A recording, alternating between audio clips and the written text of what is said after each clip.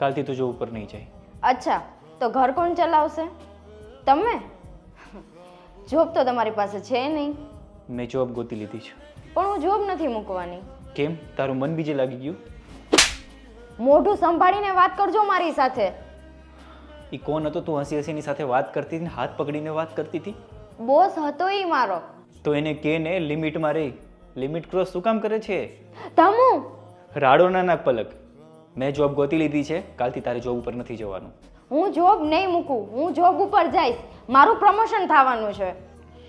મેં કંઈક કીધું છે તને?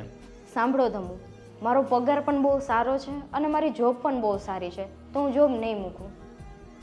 અમે મારા પણ કંઈક સપના છે જે તમે તો પૂરા કરી શકશો નહીં, કે મેં તમારી કોઈ ફિક્સ જોબ જ નથી.